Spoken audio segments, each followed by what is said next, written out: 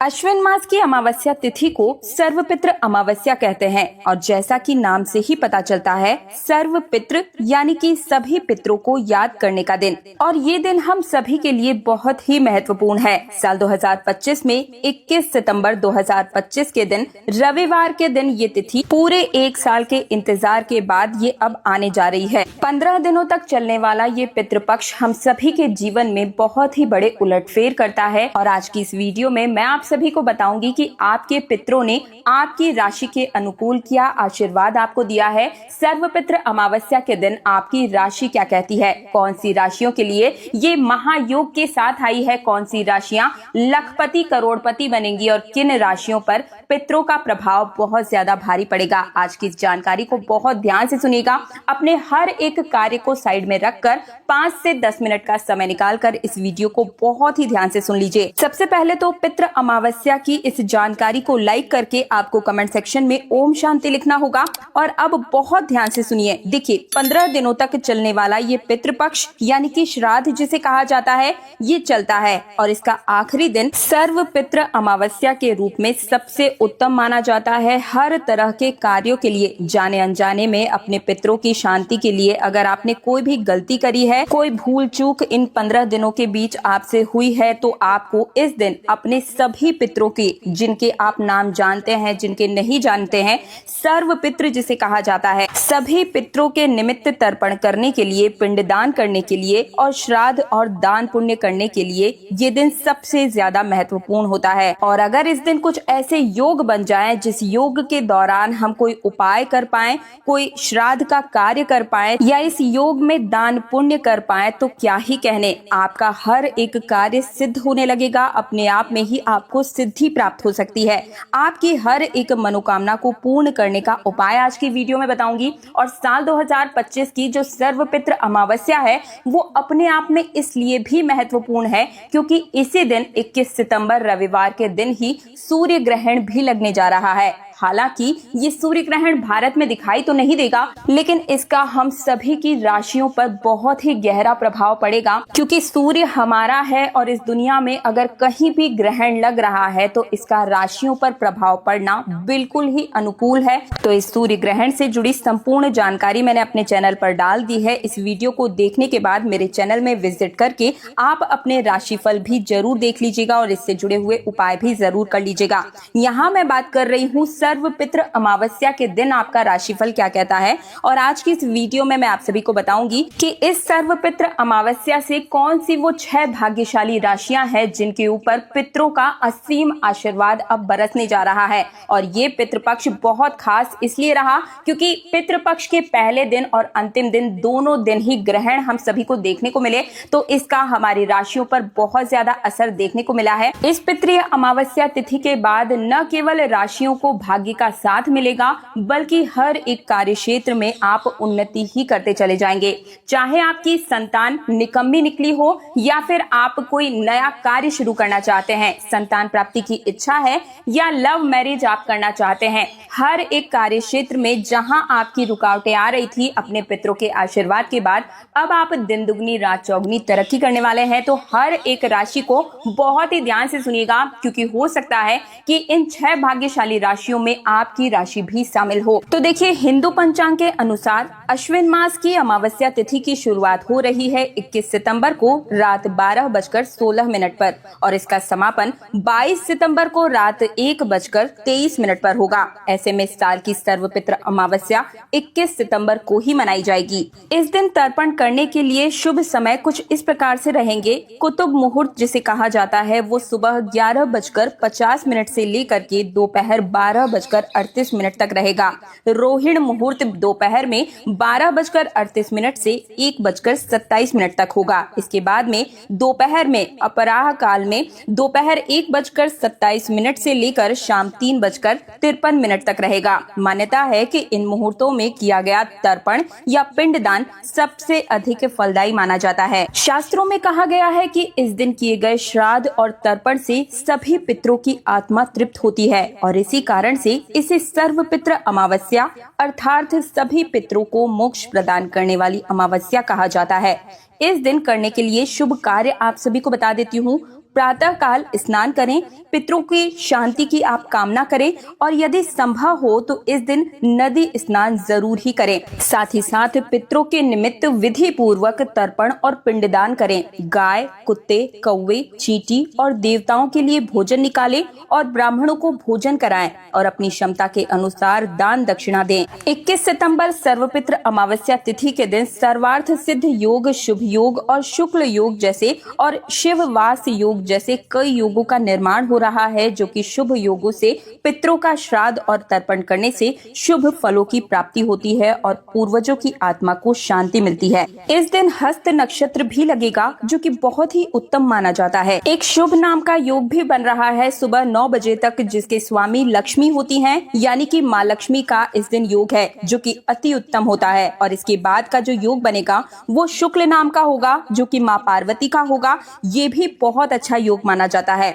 इस अमावस्या तिथि के दिन चंद्रमा सिंह राशि से निकलकर कन्या राशि में आएंगे। ये एक ऐसा संयोग बनेगा जो कि पूरे 139 वर्षों के बाद आएगा। इस साल 4 ग्रह कन्या राशि में मौजूद होंगे, 2 ग्रह वक्रा स्थिति में होंगे, शनि वक्रीय होंगे, गुरु वक्रीय होंगे और दोनों ग्रह वक्रीय स्थिति में यहाँ चल रहे होंगे और ये वक्रीय से मार्गी हो जाएंगे। लेकिन ये जो स्थितियां बन रही है ये बहुत ही जबरदस्त योग बन रहे हैं। 2 ग्रहों के वक्रीय स्थिति में होने से 129 वर्षों के बाद ऐसा संयोग बनेगा जिस दिन सर्वार्थ सिद्ध योग, अमृत योग जैसे कई योगों का निर्माण हो रहा है और इसके अगले दिन से ही शारदीय नवरात्रि भी प्रारंभ हो जाएंगी। तो ऐसे में 6 भाग्यशाली राशियां क्या कहती है, चलिए अब मैं आप सभी को एक एक करके बता देती हूँ। लेकिन उससे पहले आप सभी से निवेदन है कि आप वीडियो को लाइक करके चैनल तीज त्योहार और धर्म को सब्सक्राइब कीजिए, पास वाला बेल आइकन को प्रेस कीजिए, साथ ही कमेंट सेक्शन में ओम शांति लिखने के साथ ही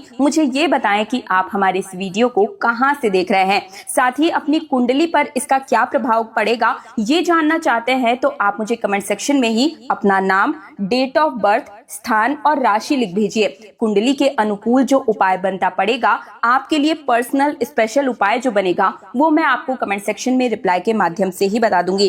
तो चलिए पहली राशि की बात करने जा रही हूँ, कुंभ राशि। कुंभ राशि के जो स्वामी हैं वो हैं शनिदेव, जो कि वक्र स्थिति में बैठे हुए हैं और कुंभ राशि के लिए अमावस्या का जो दिन होता है वो बहुत ही बड़ा महत्वपूर्ण दिन होता है। कुंभ राशि वाले जातकों को हर एक अमावस्या तिथि के दिन एक कार्य जरूर ही करना चाहिए। मैं पहले भी आप सभी को बता चुकी हूँ, हमेशा एक नारियल अपने ऊपर से 7 बार उतार कर बहते हुए जल में प्रवाहित आपको करना चाहिए। आपको बहुत ज्यादा उत्तम फल की प्राप्ति होगी। और अब तो ये सर्वपित्र अमावस्या आपके सामने आ चुकी है, जो कि सबसे बड़ी अमावस्या इसे बोलते हैं। इतनी उत्तम, इतनी पवित्र अमावस्या तिथि योगों से भरपूर साथ लेकर आई है और ऐसा संयोग बना है जो पूरे 129 वर्षों के बाद आया है। तो आप इस दिन अपने पूर्वजों को भी प्रसन्न कर सकते हैं, कुछ ऐसे कार्य कर सकते हैं जिससे आपके ऊपर उनका आशीर्वाद बना रहे। सबसे पहले तो इस दिन से आपको स्वास्थ्य और अनुशासन पर ध्यान देने की आवश्यकता होगी। परिजनों के प्रति दायित्व बढ़ सकते हैं, स्व सुधार की राह मिलेगी आप सभी को और मानसिक शांति में वृद्धि होगी। इस दिन ब्राह्मणों को, वृद्धों को भोजन दान करें और शुद्ध जल में स्नान करें, पूजा में जल चढ़ाएं और साथ ही में अपने स्वास्थ्य के लिए हल्की व सात्विक भोजन का सेवन करें। इस दिन सर्वपित्र अमावस्या के दिन तिल वाली जो वस्तुएं होती है उनका आप दान करें और ओम पितरोभ्यो नमः जैसे मंत्रों का उच्चारण करें। कुंभ राशि के जातकों को कोई गुड न्यूज मिल सकती है। अगर आप व्यापार वर्ग से हैं और कोई नया व्यापार इस समय आप प्रारंभ करना चाहते हैं तो सर्वपित्र अमावस्या के बाद से आप बिल्कुल ही प्रारंभ कर सकते हैं। और अगर किसी व्यक्ति ने कोई बड़ी नौकरी की तैयारी के लिए एग्जाम दिया है तो अब आपकी इच्छा के अनुकूल आपको रिजल्ट की प्राप्ति हो सकती है। संतान प्राप्ति की जो चाह रखते हैं बहुत जल्द आपको गुड न्यूज सुनने को मिलेगी।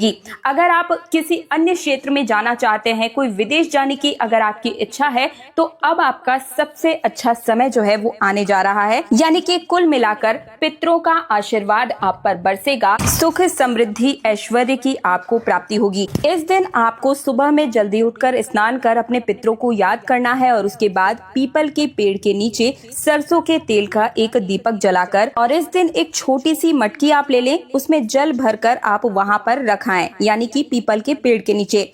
ये कार्य आपको इस दिन जरूर करना होगा। दूसरा आपको क्या करना है, कहीं अगर आपको गाय दिखती है तो गाय को हरा चारा आप जरूर ही खिलाएं पितृ अमावस्या तिथि के दिन। इससे आपके पितृ प्रसन्न होंगे। और अगर गाय आपको नहीं मिलती है, चारा नहीं डाल सकते हैं, तो आप पक्षियों को दाना डाल सकते हैं। ये कार्य भी न कर पाए तो आप किसी काले कुत्ते को रोटी खिला सकते हैं। तीसरा, पितृ अमावस्या के दिन अगर आपके द्वार पर कोई भी भिक्षुक आए या कोई भी मांगने के लिए कुछ आए तो उसे खाली हाथ बिल्कुल ना लौटाएं। इस दिन भूल कर भी मांस मदिरा का सेवन आप ना करें। अगली राशि है मेष राशि। मेष राशि के जितने भी जातक हैं बहुत ही ध्यान से सुनिएगा। ये दिन भावनात्मक रूप से गहरा हो सकता है। घर परिवार में जिम्मेदारियां तथा पूर्वजों के संबंधी अनसुनी बातें सामने आ सकती है। अगर आप व्यापारी है या कोई काम करते हैं तो उसमें थोड़ा सहारा आपको मिल सकता है, लेकिन आपको जरूरत से ज्यादा किसी पर भी विश्वास नहीं करना है। अपने कर्मों की प्रधानता रखें और मानकर चलिए कि पितरों का आशीर्वाद आपको मिलकर रहेगा। विशेष रूप से पारिवारिक मामलों में सूझबूझ से आपको काम लेना है। इस दिन आप उपाय क्या कर सकते हैं? काले तिल या तिल मिलाकर जल में तर्पण करें। साथ ही में सुबह में गंगा या किसी पवित्र जल में आपको स्नान करना है। भूखे बच्चों को भोजन खिलाएं या फिर आप बिस्किट के पैकेट से इस दिन बांट सकते हैं। ओम पितरोभ्यो नमः मंत्र का 108 बार जाप करें। नौकरी में कार्यरत जो भी लोग हैं, इस दिन आपको प्रमोशन की गुड न्यूज सुनने का मौका मिल सकता है, तो इस दिन थोड़े से अलर्ट बने रहें। अगली राशि है वृषभ राशि। वृषभ राशि के जितने भी जातक हैं, शांति तथा सुरक्षा का भावना इस दिन आप में बढ़ेगी। आर्थिक मामलों में थोड़ी स्थिरता मिलेगी, लेकिन खर्चों में आपको थोड़ा सा संयम बरतने की जरूरत है।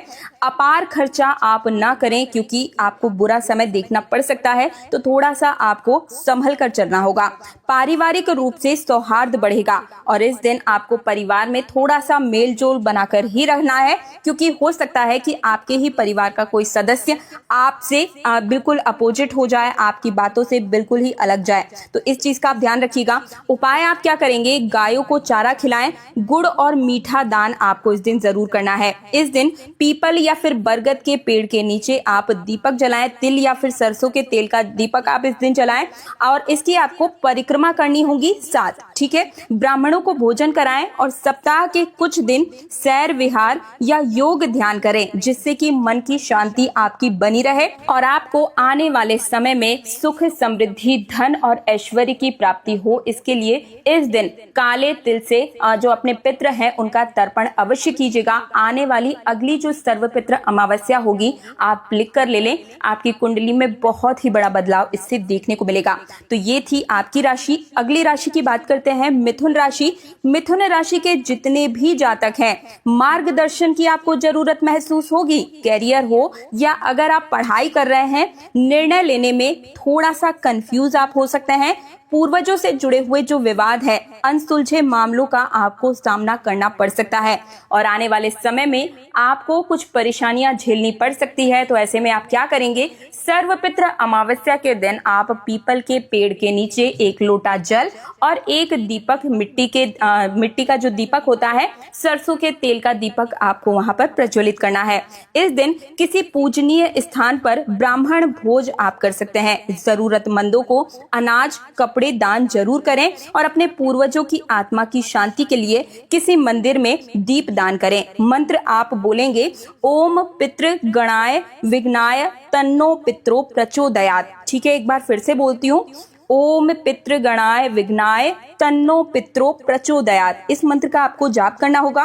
अगली राशि है कर्क राशि। कर्क राशि के जितने भी जातक हैं बड़े ही प्रेम से सुनिएगा। सर्वपितृ अमावस्या तिथि के बाद से आपके परिवार का साथ अब आपको मिलना प्रारंभ हो जाएगा।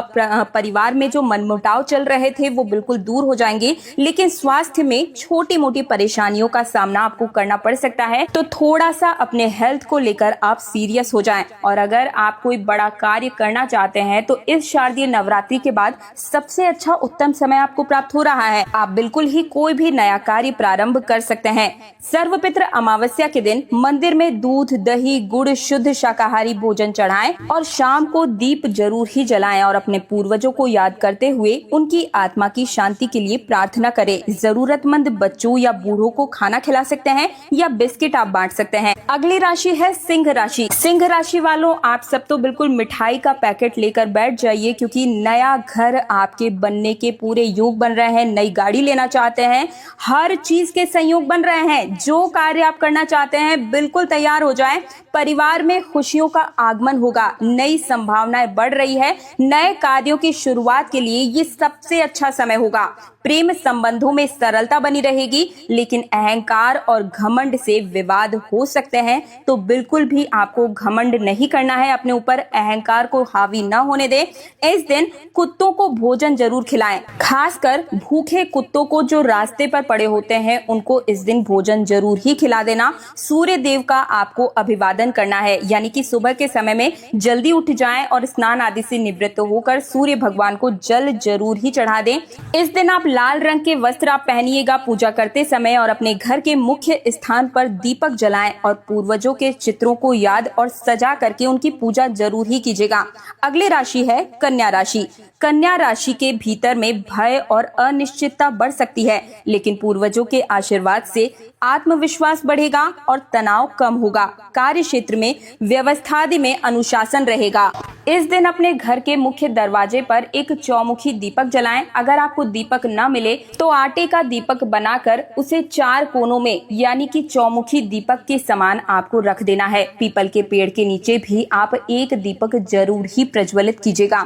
इस दिन दीपदान, किसी भी नदी में जाकर दीपदान अवश्य ही कीजिएगा। तो ये थी भाग्यशाली राशियां। अगर आपकी राशियां इसमें शामिल नहीं है तो आप मुझे कमेंट सेक्शन में अपनी डेट ऑफ बर्थ, राशि और स्थान लिख भेजिएगा। मैं आपकी राशि के अनुकूल जो अलग से उपाय बनता पड़ेगा वो रिप्लाई में बताऊंगी। और अब मैं एक खास उपाय बताने जा रही हूँ जो कि 12 की 12 राशियों को सभी को करना है।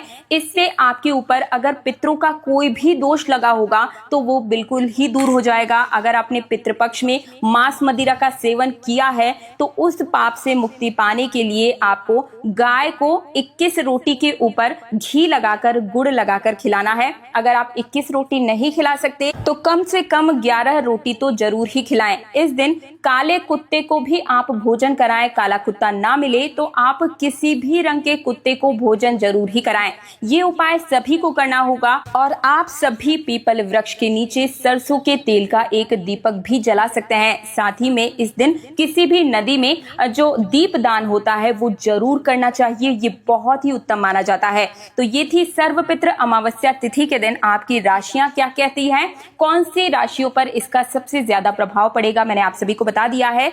और इस दिन ग्रहण है, ये मत भूलिएगा ग्रहण का आपकी राशि पर क्या प्रभाव पड़ा है। ये वीडियो मैंने अपने चैनल पर डाल दी है। इस वीडियो को देखने के बाद आप उस वीडियो को भी जरूर ही देख लीजिएगा। तो वीडियो को लाइक कर दीजिए, चैनल तीज त्योहार और धर्म को सब्सक्राइब जरूर कीजिए दोस्तों, क्योंकि ऐसी वीडियोस को आप तक पहुंचाने के पीछे बहुत ही मेहनत लगती है। साथ ही इस वीडियो को अपने अड़ोसी पड़ोसी हर एक रिश्तेदार के साथ शेयर करना भी बिल्कुल मत भूलिएगा। आपका छोटा सा शेयर शायद किसी के कष्टों से उसे मुक्ति दिला सकता है। अपने पितृदोषों से मुक्ति पाने के लिए इन उपायों को जरूर कीजिएगा। ओम शांति, हरि ओम।